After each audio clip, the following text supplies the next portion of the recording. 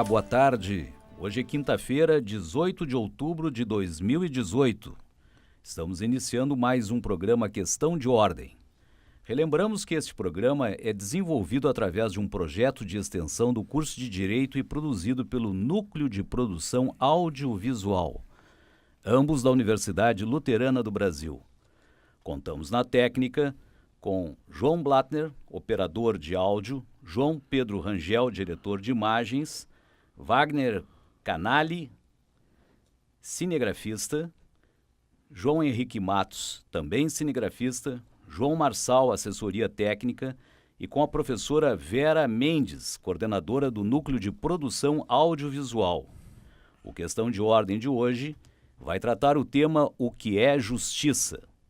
Temos a honra de recebermos em nossos estúdios o professor Leandro Cordioli, que é mestre em Direito pela URGS, doutorando em Filosofia na PUC, advogado e leciona Filosofia do Direito no curso de Direito da UBRA.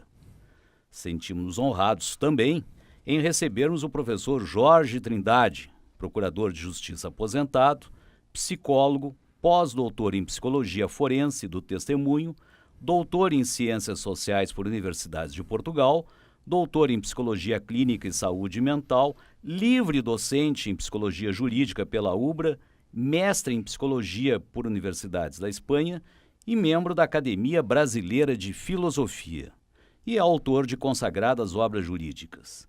Ele leciona, dentre outras disciplinas, Psicologia Jurídica no curso de Direito do Campus de Canoas. No primeiro bloco da entrevista de hoje, vamos tratar dos modelos de justiça concorrentes, Aristóteles e John Rawls. Vamos iniciar, então, com o professor Cordioli, indagando. Professor, como nasceu a preocupação do ser humano em estudar justiça? Boa tarde, professor Paulo Regis. Boa tarde, professor Jorge Trindade. Boa tarde, senhores e senhoras ouvintes. Professor, essa é uma pergunta muito interessante. Na Grécia Antiga, a questão da justiça ela é uma questão que as pessoas não costumam se preocupar. Mas basta a pessoa passar por uma injustiça que ela começa a se perguntar, mas de fato isso de justiça existe? Será que isso que fizeram comigo é correto? E na história da humanidade, no Ocidente, né, na Grécia Antiga aconteceu exatamente isso com uma pessoa, com Hesíodo. Há 800 anos antes de Cristo, Hesíodo era filho de agricultores e o pai dele veio a falecer e deixou uma propriedade para eles dividirem. Ele e o irmão dele concorreram à herança, só que o irmão do Hesíodo, ele foi lá e comprou o rei, que ia fazer o inventário do pai dele, e recebeu as melhores terras. Resultado, o Hesíodo se revoltou com a injustiça que havia sofrido e perguntou aos deuses, a Zeus especificamente, se era correto aquilo que haviam feito. E Hesíodo, ele chegou à conclusão de que se você vive pela injustiça, se você pratica injustiça, os deuses vão se vingar de você e vão lhe prejudicar nessa vida terrena. Então é uma preocupação já bem antiga na humanidade, né? Perfeito. E professor, aproveitando, nós podemos ainda formular o que é justiça? Qual é a ideia que nós podemos passar para os nossos ouvintes? Que ideia nós temos sobre justiça? Bom, de novo, professor, lhe agradeço, uma pergunta muito objetiva, né? Eu poderia lhe dizer, vivemos num tempo onde essas questões estão sendo recolocadas a nível mundial e também a nível brasileiro, em virtude das preocupações que nós temos aqui no contexto nacional atual, né? Justiça, nós temos um modelo que vinha vigorando tradicionalmente desde o iluminismo, que eu poderia dar uma definição, um conceito pequeno, que é uma divisa, que é o modelo de John Rawls. Tá? Esse é um filósofo americano que não faz muito que faleceu agora no começo, depois dos anos 2000, se eu não me engano, e John Rawls definia a justiça como a principal virtude das instituições políticas, assim como a verdade o é dos sistemas de pensamento. O outro modelo, professor, que está sendo reintroduzido hoje em dia é o modelo clássico, que veio sendo desenvolvido desde Hesíodo, passou pelos filósofos gregos, Sócrates, Platão e Aristóteles, e entrou na Idade Média através de Santo Agostinho e Tomás de Aquino. Para Aristóteles, a justiça é a virtude que leva cada um ter o que é próprio e não o alheio, de acordo com a lei. Para Tomás de Aquino, que ele reformulou esse conceito com outras palavras, mas é o mesmo conceito, justiça é a vontade constante e perpétua de dar a cada um o seu direito. Perfeito. Esse conceito, professor Cordioli, professor Jorge Trindade, esse conceito de dar a cada um o que é seu, nós podemos dizer que é um conceito que ainda se aplica nesse conturbado mundo de hoje? Perfeito, professor. Essa é uma questão assim que vem sendo mundialmente recolocada hoje. Professores que nem, por exemplo, o professor de Oxford, o John Finnis, reintroduz esse conceito no contexto de hoje. Aqui na PUC nós vemos, e na UBRA, viemos repropondo esse conceito também como uma solução para algumas mazelas da justiça nos dias de hoje. O problema, eu costumo separar esses dois conceitos com os seguintes rótulos. O do Rawls eu chamo de institucionalismo político. Por que institucionalismo político? Porque a ideia do Rawls é encontrar princípios de justiça que serão aplicados nas instituições políticas que farão com que a sociedade se torne justa. É um conceito, portanto, dito de instituições políticas, por exemplo, lei, constituição, e ele se preocupa muito com o contexto político. Aliás, ele parte do contexto político para conceituar a justiça. Aristóteles, os clássicos, até Tomás de Aquino, até a Idade Média, eles tinham um sentido diferente. Eles diziam que a justiça era uma virtude ética dita do caráter das pessoas. Então, por isso que eu chamo isso de personalismo ético, diferente de Rawls, que atribui a justiça a instituições. Aristóteles e os clássicos atribuem isso ao caráter das pessoas, especificamente. E é um conceito não político, mas é um conceito que nasce na ética. E isso acaba envolvendo o caráter das pessoas. Tá? A questão do discutir o problema do caráter é muito complicado, porque a expressão caráter tem dimensões tanto do ponto de vista psicológico, filosófico, jurídico. Então, nós teríamos que delimitar muito bem, no contexto assim, de uma certa concretude desses problemas da justiça, qual seria a linha de definir caráter. Eu acho que aí nós temos várias leituras. Entretanto, não tenho dúvida, professor Cordioli, que o conceito de justiça é um daqueles tantos conceitos que eu particularmente denomino de conceitos proteicos, considerando a imagem do deus grego, Proteu, que depois nos deu a palavra proteína e outros tantos derivados, que era aquele deus que nunca podia ser aprisionado. Cada vez que ele ia ser procurado, ele trocava de forma. E o professor Drayton, que foi homenageado aqui na universidade recentemente, também nos deu essa ideia de que alguns conceitos são muito fáceis enquanto a gente tem a ideia do conceito, mas quando vai definir concretamente, eles escapam das nossas mãos. Assim é o conceito de justiça, o conceito de amor, felicidade, verdade, etc, etc. Como é que o senhor lida hoje com assim, a concretude desse conceito perante os nossos alunos da universidade e perante tantos problemas que nos afligem nos dias de hoje? A ideia de tratar esse conceito de justiça, como eu defini, né, a virtude que leva cada um ter o que é próprio e não ter o alheio, é uma ideia prática, professor. A ideia é que isso tem uma função de que vá tornar a nossa sociedade mais justa no mundo prático mesmo, né? Isso passa... o caráter que eu me refiro, sim, envolve questões psicológicas aqui, mas eu tenho uma citação que eu costumo fazer de um filme para os alunos que explica bem o que é o caráter. Diz assim, ó, cuidado com o que você pensa, porque o que você pensa um dia pode se transformar nas suas palavras. Cuidado com as tuas palavras, porque as tuas palavras um dia serão as tuas ações. Cuidado com as tuas ações. As tuas ações um dia serão os teus hábitos. Cuidado com os teus hábitos. Sim. Os teus hábitos um dia serão aquilo que tu é, a tua consciência. Então, o caráter é resultado da consciência. Perfeito. Né?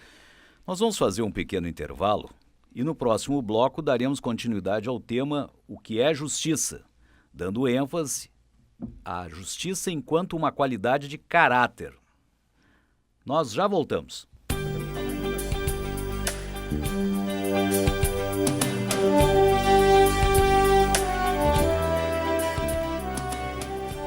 Estamos de volta com o programa Questão de Ordem. Hoje estamos tratando do tema O que é justiça. O nosso entrevistado é o professor Leandro Cordioli e contamos com a presença do professor Jorge Trindade como debatedor. Nesse bloco, iremos examinar a justiça enquanto uma qualidade de caráter. Professor Cordioli, o senhor poderia esclarecer para os nossos ouvintes a ideia do que é justo? Sim, professor.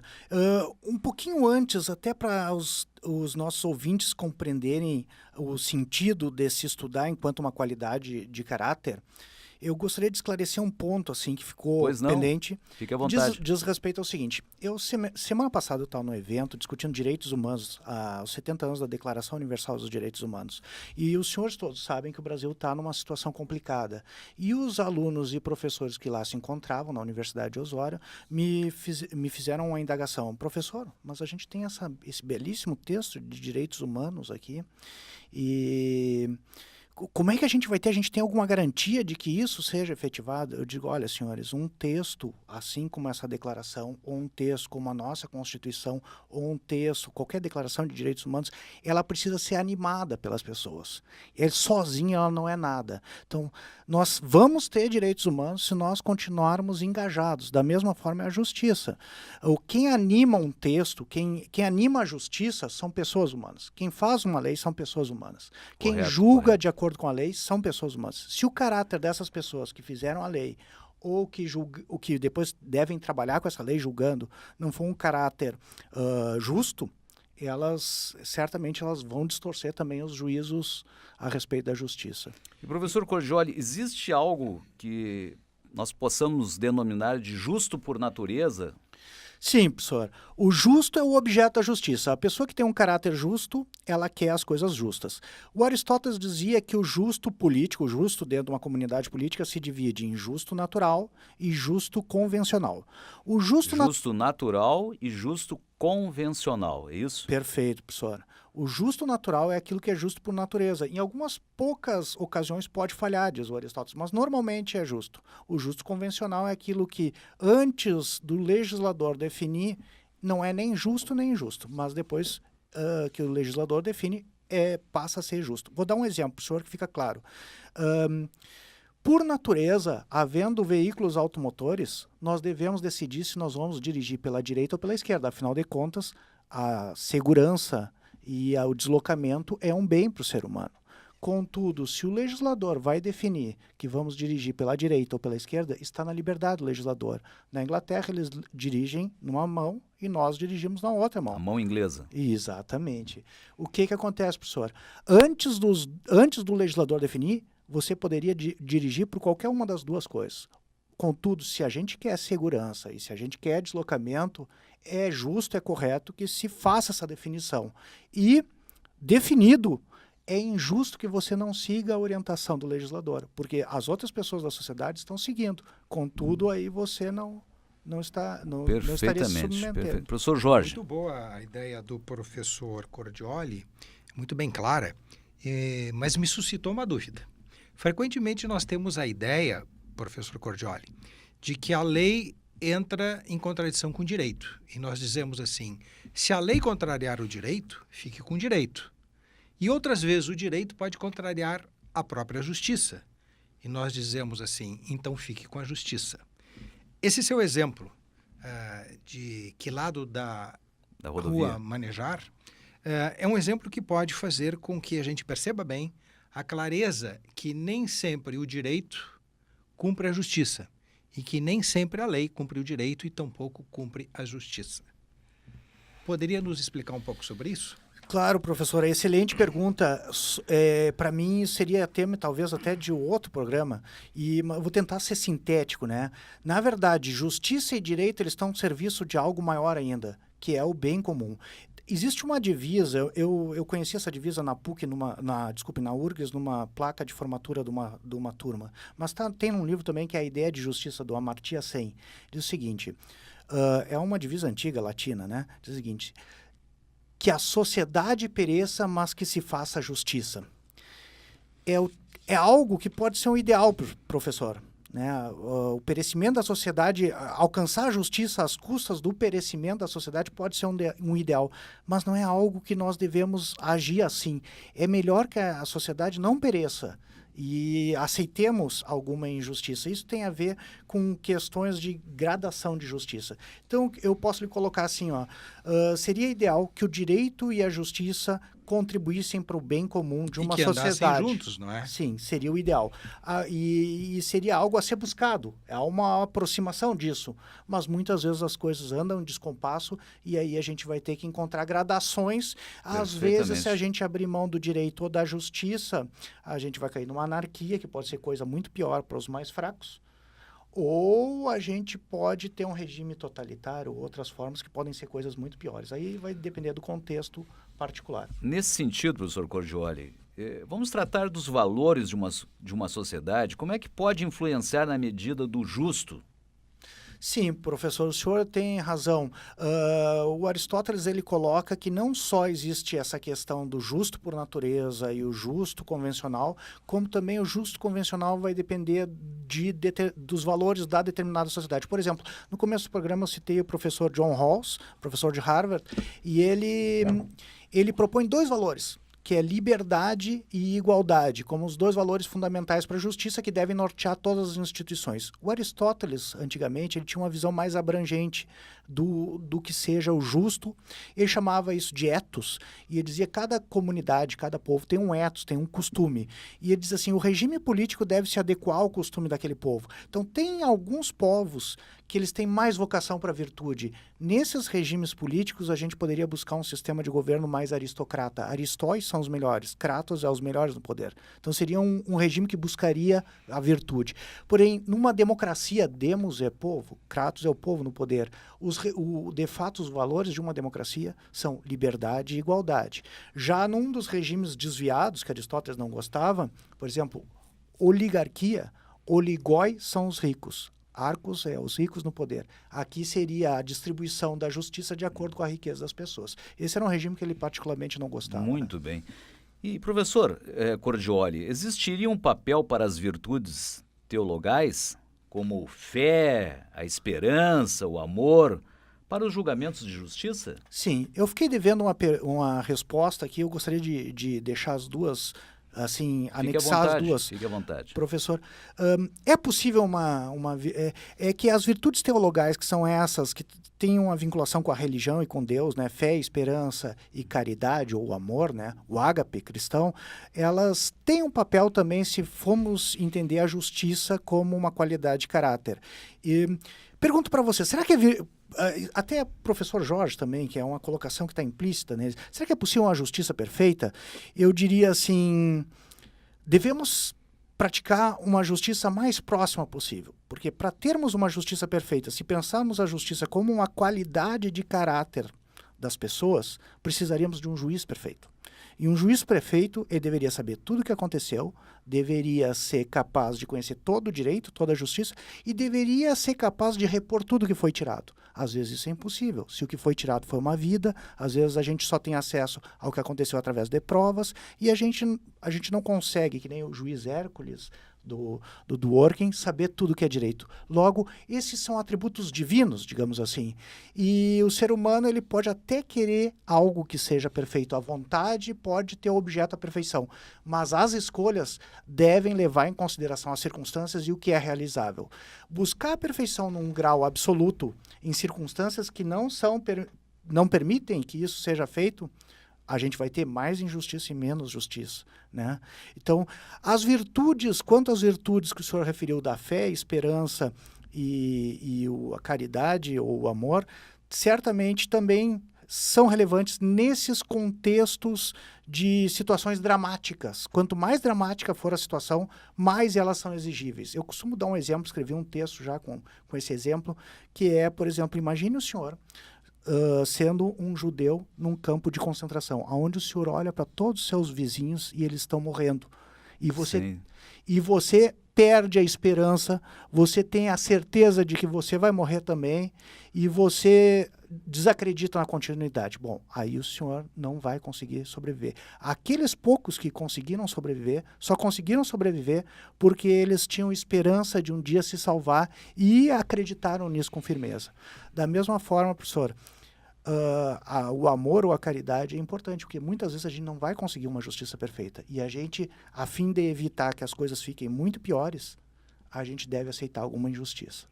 Para arrematar, professor Jorge, essa o ideia, que o senhor poderia dizer? Essa ideia do homem no campo de concentração, ela inspirou um livro importantíssimo, chamado O Psicólogo num Campo de Concentração, em que mostra que o autor do livro somente sobrevive na medida em que ele encontra um sentido para a sua vida.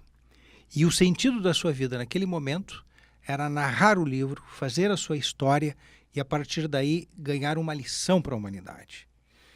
Isto é realmente fundamental, o homem e a busca do sentido da vida. Por outro lado, eu vinha lembrando, professor Cordioli, que já os romanos diziam que a lei é feita para o homem e não o homem para a lei. Isso significa que a lei sempre aspira um conceito de justiça? Olha, professor, o senhor encerrou com uma pergunta, mas antes eu gostaria, assim, de agradecer pelas suas palavras. A citação desse livro foi perfeita, gostei muito das suas considerações e assino embaixo do que o senhor falou, né? A lei, professor, agora tentando responder a colocação que o senhor falou, que nem eu lhe disse, isso pode ser tema de outro, né? No currículo da universidade eu estudo o que é o direito na introdução, eu estudo direito, estudo o que é a justiça na filosofia do direito, né? E as duas me ocupam semestres, né?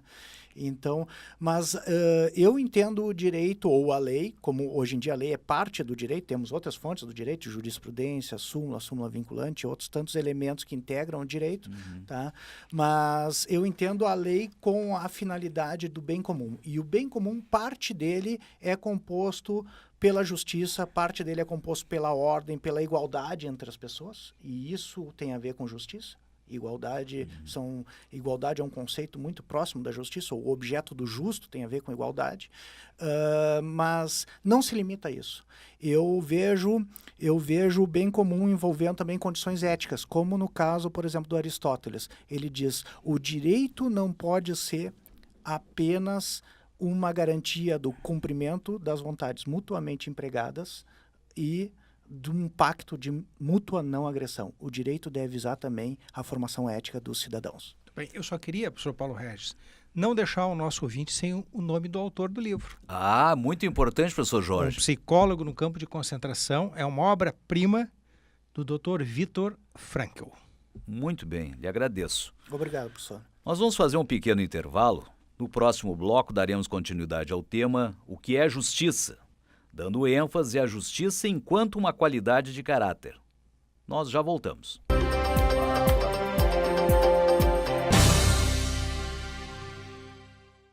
Estamos de volta para o último bloco do programa Questão de Ordem de hoje. Nesse bloco, para concluirmos o tema O que é justiça, iremos examinar o justo. Professor Cordioli, qual é a vantagem prática de conceituarmos a justiça como uma virtude ética das pessoas? Olha, professor, eu vejo todas as vantagens, né? Nós não temos como ter uma justiça... A justiça não é um estado de coisas, não é uma estátua, não é uma estátua aquela que coloca a balança, né? E a espada na mão. A justiça, são todos símbolos da justiça. A justiça não é o poder judiciário, porque às vezes a pessoa diz assim, eu vou na justiça. Isso ela está dizendo, eu vou lá no prédio do poder judiciário. Mas se o senhor for pensar bem, a justiça numa sociedade, justo em uma sociedade, nós vamos ter quando as leis forem justas, forem aplicadas de uma maneira justa, e se caso houver alguém que transgrida as leis, haja um juiz que tenha atributos de caráter e conhecimento para fazer com que aquele processo que seja submetido a ele seja julgado de uma maneira justa, professor. Mesmo independente do Poder Judiciário, por exemplo, na arbitragem. É isso? Certamente, professor. Na verdade, a arbitragem seria para além da justiça, segundo Aristóteles. Ele diz assim, a parte da justiça está de acordo com a lei. Mas o Aristóteles diz, existem pessoas que são boas, que são melhores que a justiça. Então, essas são pessoas equânimes, diz o Aristóteles. E ele diz, Algumas qualidades dos equânimes, das pessoas equânimes, são aquelas que são mais dispostos a perdoar, são aquelas pessoas que são dispostas a abrir mãos dos seus direitos, por exemplo, são aquelas pessoas que pensam mais na vida da pessoa, em todos os bens que ela recebeu daquela pessoa, do que num único mal que ela recebeu daquela pessoa. Então, uma das últimas qualidades que o Aristóteles diz de uma pessoa equânime é ela prefere ao árbitro ao poder judiciário. Professor, e qual é o papel prático do nosso caráter para a justiça? Olha, professor, parte da minha resposta eu acho que eu posso associar com a pergunta anterior na medida que me parece assim, de fato são pessoas que animam as instituições, as leis, né? Correto. E são as pessoas... Se você não tiver pessoas justas em sociedade, você sempre vai ter injustiça, sempre vai ter... Se você tiver pessoas que são más, sempre vai ter injustiça. Um outro exemplo que eu posso dar a cidadãos maus, né? Sempre vai ter injustiça. As instituições da educação têm um papel para a formação das pessoas nesse sentido. Mas um outro exemplo que eu posso dar, eu posso também citar o professor John Finnis. Quando ele vai falar sobre justiça, ele diz: nenhuma carta de princípios, nenhum manual de filosofia moral é capaz de trazer justiça a uma sociedade se os próprios operadores da justiça, os juízes, advogados e promotores, eles mesmos não ligam nem um pouco para a justiça. E as pessoas que animam as instituições, são elas a alma que tem por trás das instituições e das leis, né? Professor Jorge Trindade, como é que nós enfrentamos essa situação? Uma última questão, professor Cordioli. Justiça e solidariedade. O que nós podemos pensar? A justiça é mais do que resolver o problema de um cidadão, de uma pessoa, mas também preocupar-se com o outro e com todos. Poderíamos dizer que justiça guarda alguma relação com ser solidário? Certamente, professor. A solidariedade na filosofia grega antiga, a gente talvez pudesse associar com a amizade. E justiça e amizade, diz o Aristóteles, elas versam sobre as mesmas coisas, que são relações interpessoais. O Aristóteles diz logo no começo do livro 8 da Ética Nicômaco, quando ele vai tratar sobre a amizade, aliás, ele tem um livro sobre a justiça, que é o livro 5º, e 2 sobre a amizade, que é o 8 e o 9. Ele diz: numa sociedade onde há mais amigos e as pessoas são mais solidárias, há menos injustiça. Pessoas que praticam injustiça contra amigos são pessoas piores do que aquelas que praticam injustiça contra desconhecidos. Solidariedade e justiça, aonde houver justiça pode haver solidariedade, mas aonde houver mais solidariedade, certamente não há injustiça, ou haverá muito menos. Né? Essa é a regra. Acho uma ideia muito moderna, muito atual e muito útil na nossa vida e no nosso dia a dia. Professor Cordioli, outras qualidades morais podem importar nos julgamentos da virtude e da justiça? Certamente. A vantagem de tratar a justiça como um atributo ético falado do caráter das pessoas, o que eu chamo de personalismo ético. Personalismo ético. Ético, sim. Personalismo porque é da pessoa e Correto. Ético porque é um atributo ético da pessoa, não um atributo político e institucional, como no caso da teoria do John Rawls, né? É que a gente pode trazer outras qualidades éticas do caráter. O Aristóteles, no livro 5º, ele dá alguns exemplos. Ele diz assim: uma pessoa pode praticar um ato de injustiça porque ela é uma pessoa injusta. Ele quer dizer o seguinte, porque ela já é acostumada a pegar o que é dos outros e ela cobiça o que é dos outros. Porém, uma pessoa justa pode praticar um ato de injustiça também. Não é que ela cobice o que é dos outros, mas ela pode, por exemplo, por covardia, negar o que é do outro, porque ela tem medo de sofrer alguma consequência. Por exemplo, alguém atropela uma pessoa, causa um acidente de trânsito, em vez de prestar socorro, omite, porque tem medo das repercussões penais e cíveis que aquele ato que ela cometeu pode ter.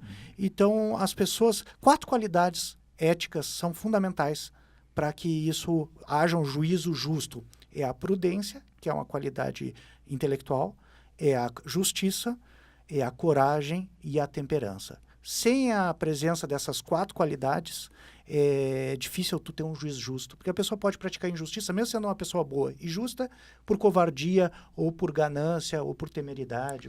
E a temperança também é uma qualidade do caráter. Sim, sim. A temperança, professor Jorge? Também é uma qualidade do caráter. Uma qualidade do caráter. Muito bem. Por derradeiro, nós agradecemos as presenças no programa Questão de Ordem, do professor Leandro Cordioli, que ministra a disciplina de Filosofia do Direito, bem como do professor Jorge Trindade, que leciona, entre outras disciplinas, Psicologia Jurídica, ambos no curso de Direito da UBRA, no campus de Canoas. O nosso programa fica por aqui. Nós voltaremos na próxima quinta-feira para tratarmos de mais um tema jurídico. Até lá!